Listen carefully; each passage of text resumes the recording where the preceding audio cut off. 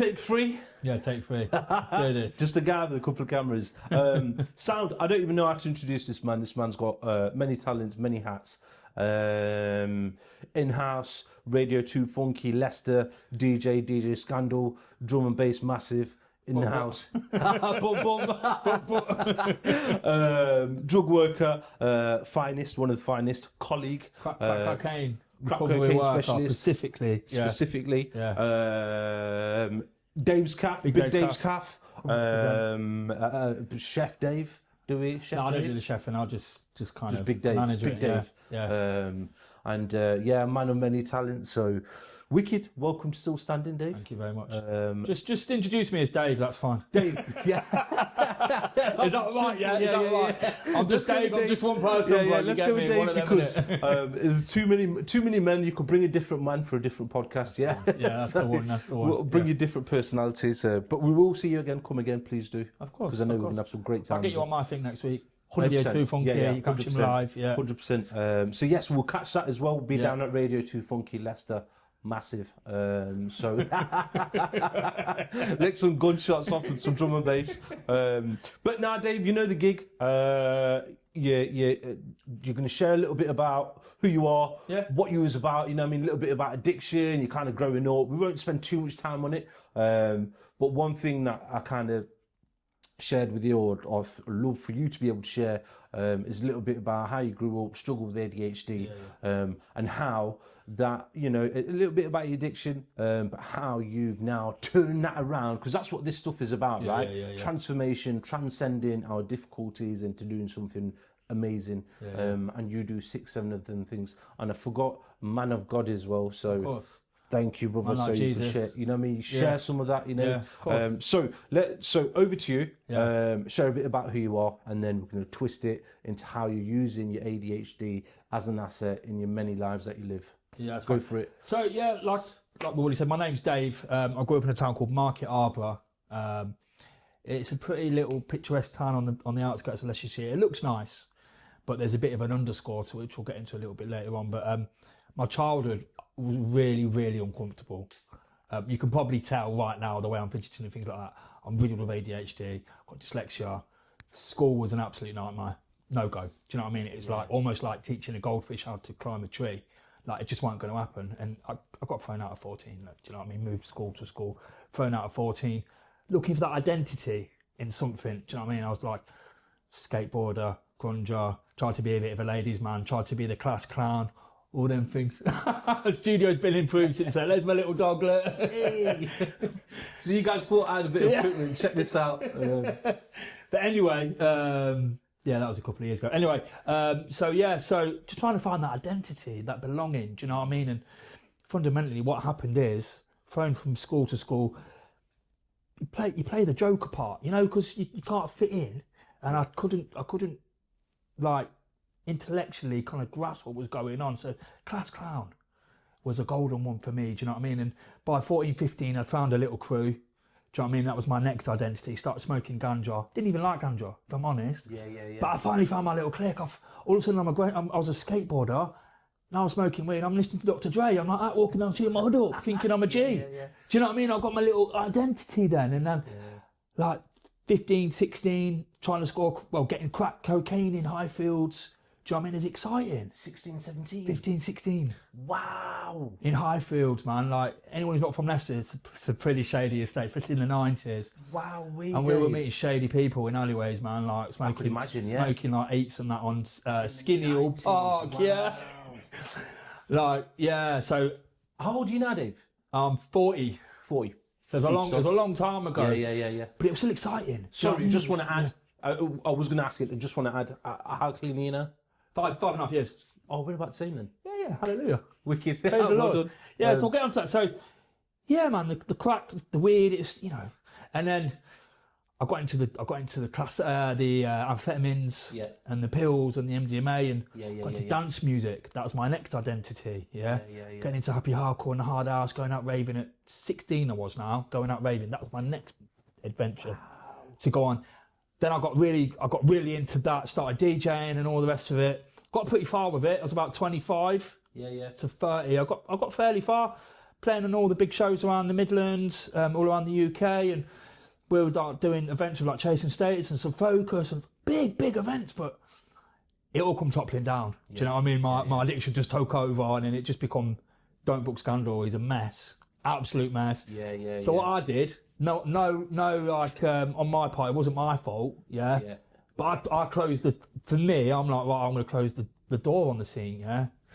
It ain't for me no more. But looking back, it was all my fault. Do you know what I mean? Stop getting bookings, all the rest of it. So I was just like, right. So what happened after that is it got pretty dark. Do you know what I mean? I got with a lady, and I just got into injecting amphetamine and MCAT, and it got real dark. Do you know what I mean? But I knew I couldn't carry on doing that. So I thought the only thing my head at the time was just like, well, I can't stop doing drugs. Do you know what I mean? Because it's mad, isn't it? The crazy thing is, so that what you're talking about when the gigs started closing down on you. When I was stalking your Facebook for some pictures to put on the TV. Yeah, awful. I seen some of them pictures, and I didn't put them up because I didn't know how you might have thought about sharing them. But I seen that despair, and I've seen them before when you've shared them. I've seen that despair in your eyes, but you've got thousands of people there, and you're playing music to them. I'm thinking, how are you doing this? But I know you, because I know how you're doing it, because you're the way you function.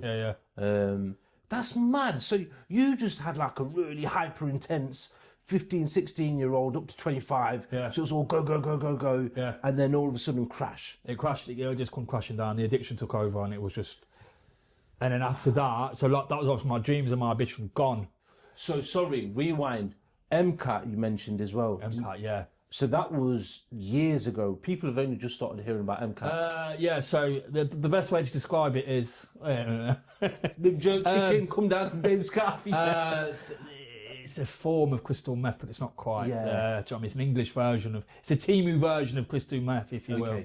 Do you know what I mean? I don't know if I'd plug Timu, but... but you know what I mean, don't you? It's kind of... It's like a couple of things off crystal. So the city went mad for it. I didn't know. I think the country went mad for it. The country went mad for it. So I did the old little stink on that, and then it just progressed from that, and then onto crack. Do you know what I mean? And the crack is the one that got me in my knees. Do you know what I mean? And like, it took everything from me. And I remember the last couple of years I was using crack. I didn't even think I was an addict. I just thought I was someone who smoked crack all the time. Then it became every day, and then fundamentally, me and my brother were kind of like that, doing it together. And it kind of, he ended up moving in with me. He's ended up moving out, and then what's happened is he's along the way of that, he's ended up killing himself, and that was the rock bottom of my recovery. The start of my recovery, because I knew he used like me, he grew up like me. Apart from he was the golden child. I know he's always the black sheep. Do you know what I mean? But what I figured out now is being underloved and overloved is the same thing. When you're overloved... Wow, Dave. When you're overloved, you've got this false sense of ego. And when you realise you are not that person, bang, it's just as crippling as being under. Do you know what I mean? And I've always walked around recently with low self-esteem and high ego. I feel so bad about myself. I did. I'm all right now. Do you know what I mean? I'm all right. But when I was in active addiction, I felt so low about myself. I don't want you to see that, though. No. Bang. No. So it's like the more characters come out. Bouncer, boxer, this. I don't want you to see me low self-esteem. I want you to see me chat the lad. Do you know what's crazy? You know what you're sharing, Dave? What I totally admire, and I know because I work with you as well. What I totally admire with you and with every addict that comes, the understanding of something traumatic and something that stays with us, but the way that you've unpicked that to a place of acceptance is priceless. Thank you. Do you know what I mean? It's priceless, and you could tell in the way what you shared, underloved and overloved. You've done a lot of work on yourself, man. You got to. You've done a lot of work on yourself.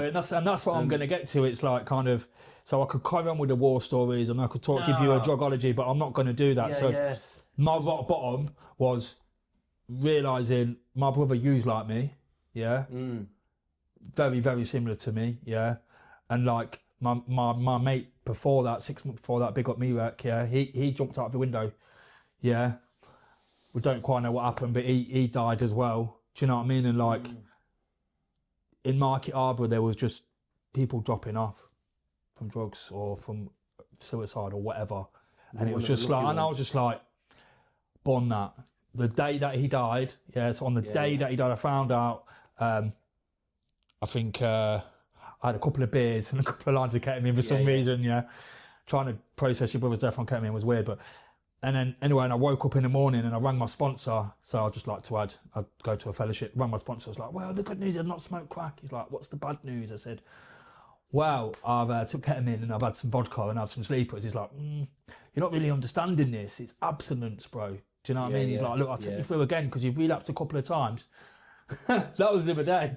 You've relapsed a couple of times, but if you go again, you know, I'm going to have to find someone else. And I knew from then, God had just given me a vision. It's a crossroads now. You're either going to go that way and use on your brother's death, get into cracking heroin, yeah, because I'd never tried the heroin, but I could see where it was going. Yeah, get into that, numb it, or just like, you know what, bond that, bang, I'm going this way.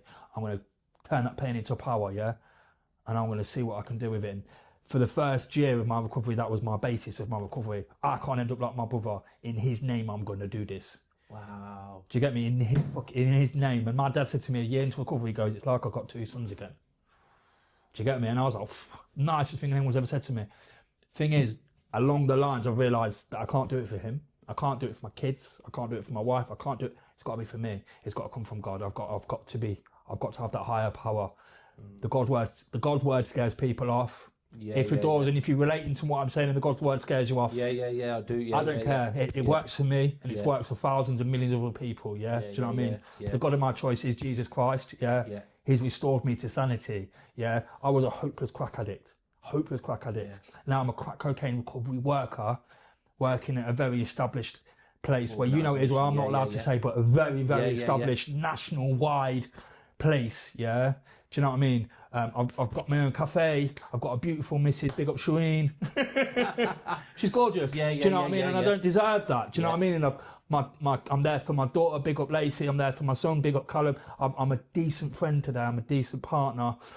I've got businesses. I've got nice clothes. I've got Mercedes. I've got all the material things. And most importantly, I've got that, and I've got faith. Yeah. Grace has been amazing. The grace on me has been amazing, and like it's not even coming from a thing. As well, music back in your life. And that's why I'm going to like I've come out of agreement with all that ego stuff. Oh yeah, no, I'm going to give it a go again. And I remember the first time I got behind the desk, and I'm like, yo, where have you been? Do you know what I mean? You can feel the excitement in me, man. It turns my ADHD up. Like it's that one thing in my life where I do it and I don't think about anything else. Like I could sit in front of a computer for like, my missus, I was making tunes for like 9 hours every day. She give me free pass all day. You've been making tunes for 9 hours? So I'm like, what, can I have another hour? She's like, no, spend some time with me. But my point being is, I didn't even know. I just come out all dishevelled, like I need food. But like, it's my one thing. And I swear to God, I get that stuff because they've gone to sleep now. But they know once I've wrapped this up, I'll be upstairs to my eyes are bleeding watching the screen and just editing stuff. And I get that stuff. I love it. People don't understand what it is, but I love it. I love sitting down. I love putting stuff together, and I love the magic when it comes out on the other end. I've been doing it for years, etc., but this is about you, not me. But you get it though. It's a great thing in it. Do you get that? I love it. Some people can't get on with it. Do you know what I mean? We speak the same language, so this stuff's amazing. So going back, I'm just going to rewind a little bit, Dave. I'm just going to rewind a little bit. So just to say, everything that you shared is freaking powerful, man. You know, when I just first met you at work 3 years ago, when I first met you, sound Dave, you're right, bang, bang, bang. And I knew you was a bit fast paced. You know what I mean? I sat down with you, I remember having dinner with you, and I went up to Leroy, and I said, Leroy, yo, that guy's fast paced, isn't he? He says, 175 BPM, bro, that's what it is. He says, 175 BPM. This guy's here, don't turn off for him neither. And he literally says, he ain't got an off button, but I love it. Do you know what I mean? But going back to it, in the establishment where we work, DJ Scandal. I love the stuff when you Making science, post that this. big team knows. Yeah. It's amazing. Yeah. But going back to it, you know when you meet a recovering addict, or when somebody meets someone in recovery, or how they refer to us, or people with lived experience, right? You don't really know too much till you scratch beneath the surface, and if you get to know someone, they might share with. You know what I mean? We choose our audience wisely, don't we? Yeah. Do you know what I mean? In a professional setting or outside, do you know what I mean? We choose our audience where we are. Of course. Who's going to be receptive to it? I think you learn that as well. You learn that as well, don't you? Yeah. I remember the first year of my recovery, I was just like, look at me, I'm pecking away at people. Like, you've got to be recovered. Oh, David's having a couple of pints. Me to the church. Yeah. Come church.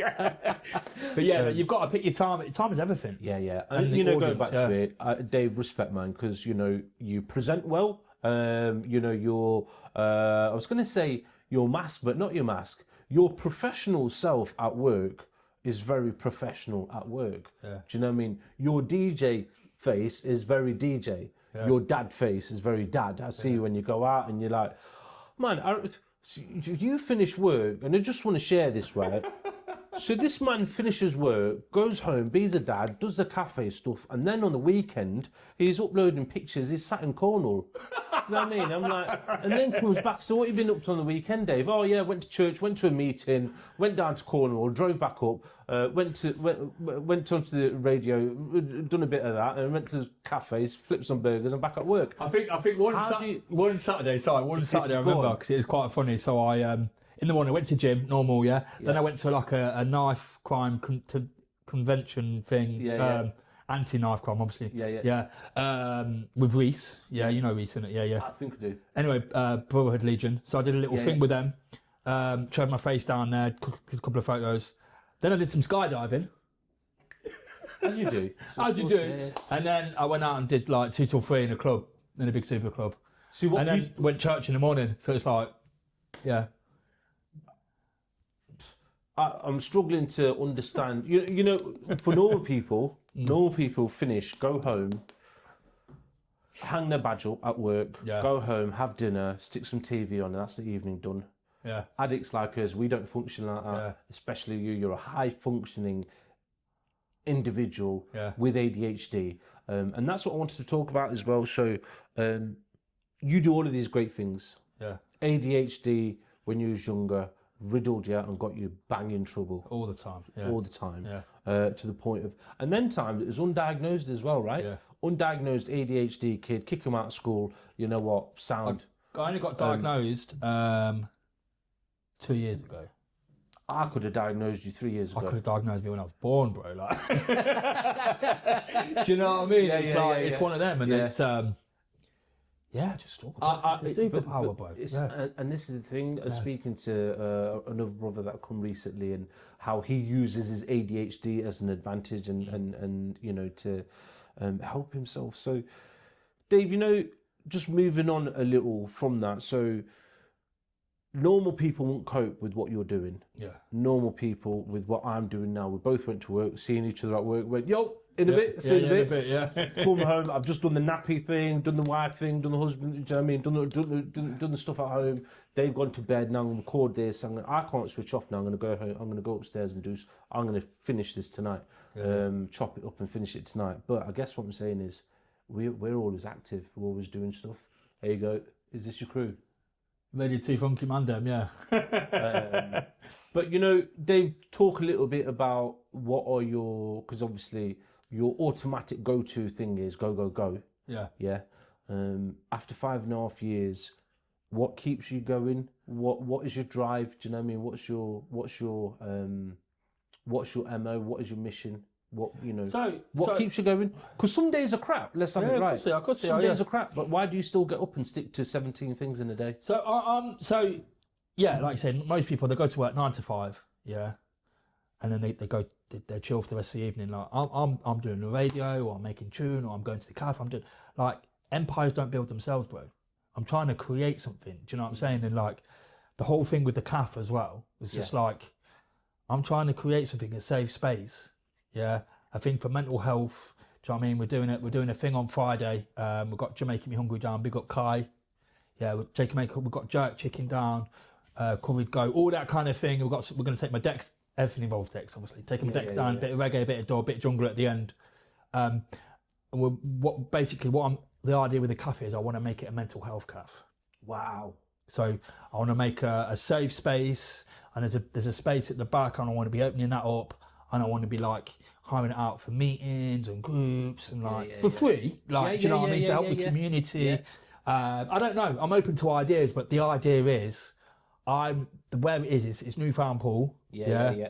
And it's in the state, isn't it? Do you know what I mean? Let's face it. And there's lots of people that would benefit from it. Yeah. Do you know what I mean? And we've, by the way, I won't get this out as well. If anyone needs a food or some breakfast or something like that, and they're struggling, just come down to Big Dave's Cafe. Do you know what I mean? Yeah. We're all up for helping that. We've kind of fed a couple of people, and I just want to kind of help people. Like, I personally believe if you've been through what we've been through, and you don't go back to help the next man, it's selfish. You know what, Dave? I swear to God, you know when you're sharing that kind of stuff. So the whole reason why I'm doing this is the same reason why Dave's doing what Dave's doing. To carry the message. We're not making nothing off this. If anything, you're losing money. I want my $5,000.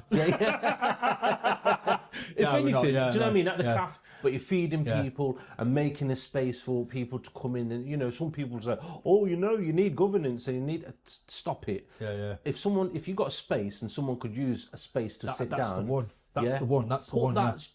For me, if people put governance in the way of me getting better, move out my way, please. Move with that silly. I need to sit with someone and talk like this. Do you know what I mean? I don't need half an hour to sit down and I'm not knocking, but this is what I need. I need Dave's Cafe and a little room to sit in the side to give my head a wobble for the day. I need a warm drink. I need someone to say, do you know what? It's going to be all right, bro. Do you see what I'm saying? Something to do with farewell for you. Do you want a blanket? Do you know what I'm saying? We know what it's like walking through the doors of the service, right? So, and that's why we try, you know what I mean? I work with Dave, we try and bring this the best we can forward, you know what I mean? And it's amazing. Dave, I feel genuinely honoured to be brushing shoulders with a man that's walked the same path as me and is trying to do something separate, you know what I mean? We're going to see more of this stuff. We'll go down to Big Dave's Cafe, we'll check out your place, you know what I mean? And I'd love to share some of that. It's amazing. The faith side of it. So when I came back, so just share a little bit about faith, just a couple of minutes on faith. So when I got clean, it was sort of like I've refound my faith. Do you know what I mean? I tuned back into it. For you, where's that, Dave? That's Breaking Science. That's O2. Oh, was that the O2? Yeah, the O2. This guy's a big guy, Don't get it twisted. Big DJ. He's not the little Leicester DJ. That's my boy Lars Clark. Big up Lars Clark. Yeah. I've lost my thread. Where was I? Faith. Yeah. Faith. Talk to us about faith. How does faith help you today? Because you got many assets to your recovery. Talk about that. Faith is everything. Listen, it's as simple as this. Right. I've gone from a crackhead to being a crack cocaine recovery worker with a couple of businesses, back doing my dream, what we're doing with the music up there. I've been given a platform again, and like, I need it. I need that sense of direction. Do you know what I mean? I need to, like, when my head falls off, because it does, I'm only human. Instead of going on an ADHD, impulsive, I could just relax, rest, meditate, pray. What's the answers? What do I need to do here? Instead of acting impulsive, like I've done my whole life. My whole life. I remember catching you at work, and you had a Bible in your hand. Yeah. You had a Bible in your hand, and you just finished a week of doing all of this madness. I call it madness, but it's all this good stuff, creative stuff. Drug-free, high as a kite, going through the week. Amazing. Touching so many people through the week. And then I said, Dave, and he says, I'm just going to go sit down and just read the Bible. I need it to shut down. I need it to just calm down a minute. And I guess I asked you to share a little bit about that is because people that are in recovery, we all need a little go-to. We need a little quiet space. We need something to tap into. Do you know what I mean? I've got my regular prayers. I was taught from a young child. I share something, right? This is really powerful. Dave, check this out. the mosque that I grew up in, down the road from the road where I grew up, right? I was scared to go back to the mosque. Do you know what I mean? I was kind of almost shunned from the community. Do you know what I mean? The mosque always welcomed us. Don't get me wrong. It was a mosque that I kind of grew up in. Yeah. And then after I moved away for a number of years, I went back. Unfortunately, you know, I went back for a funeral. My first cousin had passed away. No, it's again, you know, it's more reason why I'm doing this stuff, you know. But it's the first time I sat in my local mosque that I grew up in, and I had my daughter sat in my lap. Wow. And I just prayed for 5 minutes. Yeah. Do you know what I mean? And that just alleviated the 30, 40 years of shame that I had. That's what I'm saying. Yeah. How can you... Powerful. No one can buy that stuff. Yeah, of course, yeah. No one can buy that. Yeah, of course, you know, for them 5 minutes, I was just sat there, and I had my wife over. You know, she was over with the girls, and I was just sat there, and I said, "Give me Layla," and I went with Layla and sat right at the front.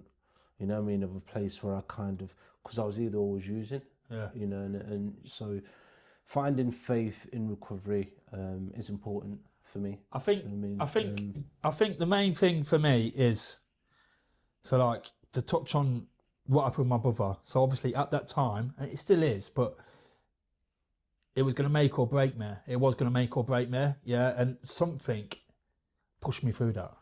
Yeah. Something turned my faith, my fear into faith, yeah. My pain into power. Something did that. And when I first got into recovery, they said, right, you need to find a God. You need to find that. It centers in the mind. If addiction centers in the mind, which it does, I personally believe it centers in the mind, yeah. I need something to help with my mind. A lot of people say, you've been brainwashed. My brain needed washing. Yeah. Put me through a blooming car wash, mate. Yeah. Like, I needed washing, yeah. And when I first got into recovery, I tried lots of new age stuff, and I tried all this, yeah. And I got a little bit of growth from it. But what happened for me, because that's a sick pick, isn't it? Where's that? A little Hugo Boss watches. Breaking to O2. Oh, was that the O2 as well? Anyway, back to Jesus. Jesus O2. Yeah. Jesus O2. Yeah. So, yeah, man, like, I tried all that new age stuff. Yeah, I'm not saying it's wrong or anything like that, but for me, yeah, it worked for a little bit. But fundamentally, what happened is, as you know, in recovery, you go through little stages. 2 years in, my head wobbled, mate, hard. And like my mate just said to me, big up Joe, wasn't I? He just said to me, why don't you start saying in the name of Jesus at the end of your prayers? And something mad happened. I started saying in the name of Jesus at the end of your prayers. I kept on seeing mad signs everywhere, yeah. I was meditating on the bus. Cross come up with like a shadow as a crucifix. I'm like, that's a bit weird. And I was telling someone, and then someone sent me a meme. He's like, he's watching you. And then it was like, what I noticed is, although I wasn't quite there, he said to me, why don't we start going through the Bible? Start going through the Bible. Bang! Grew. Yeah. And I personally think that saved me from a lapse. Yeah. In 2 years in, I just grew. What? I could do all things through Christ who strengthens me. What? Do not lean on your understanding. Bam, bam, bam. And I'm like reading all these parables, and I'm reading all these scriptures, and I'm like, yo, he's talking about me. It all clicks in. Yeah. Right? I thought I was all right, and I'm looking at my heart inside of my body. I'm like, yo, I need to do a lot of work. But for the problem is I can solve it. Yeah. Do you get me? And that's what it's about. Admitting that there's a problem and going, sugar, okay. I've not quite got it right there. What do I need to improve? I can only do that for God. I can only do that for God. Amazing. I love this. So like I promise you guys, we're gonna have people from different walks, different backgrounds. You know, it's as long as it's recovery, mental health. You know, and if I don't care how you've got through it. I really don't. Do you know what I mean? Everyone that the people that we've invited, right? I don't care whether it's that fellowship or a rehab or not a rehab. I don't care whether you fell out of your bed and hit your head. Do you know what I mean? You've got over it and you're doing something about your life. So I love this stuff. Do you know what I mean? Everyone's path is different, and that's what I want to highlight. Everyone's path is different. Everyone finds something that really works for them.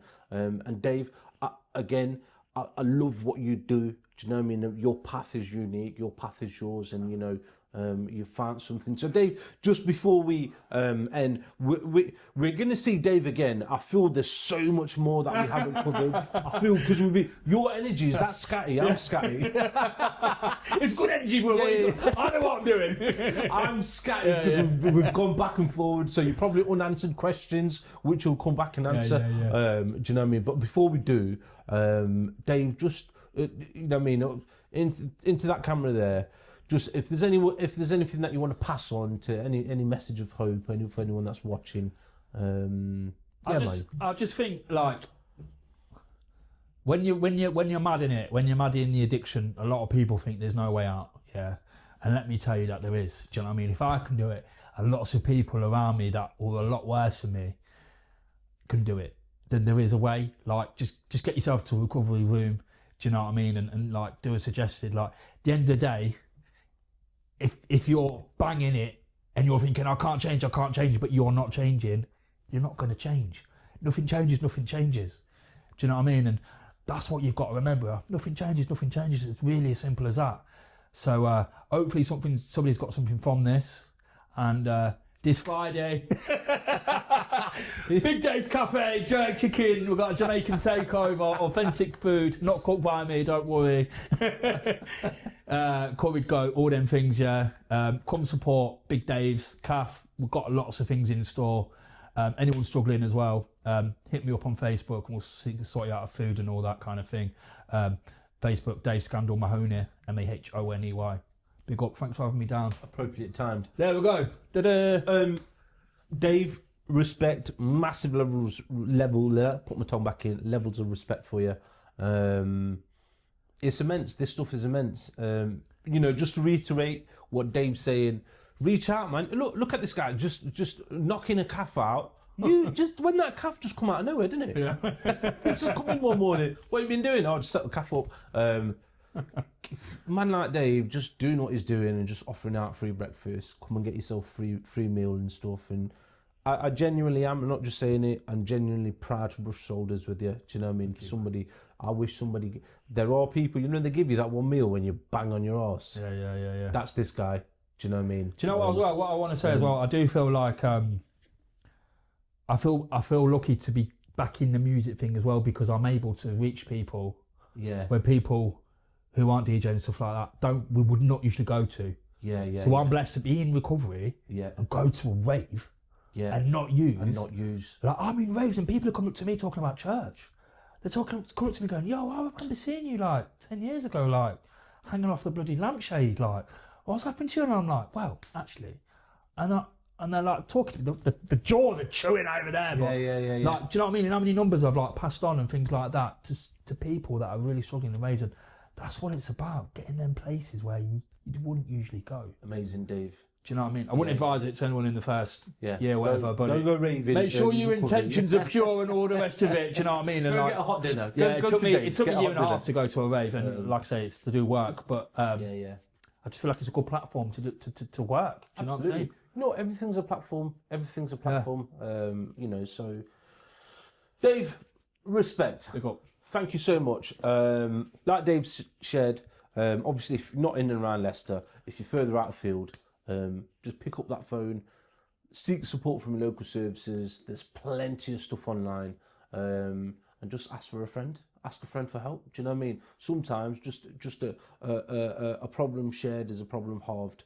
Do you know what I mean? It's age-old saying, but after 20 years of hearing it, I finally understood it. Yeah. I swear to God. Yeah. I went, is that what that meant? Take the load off, yeah. Yeah. Is that what that meant? Takes the weight off, doesn't it? Yeah. Yeah. So, lots of love to you guys. You made it through another round.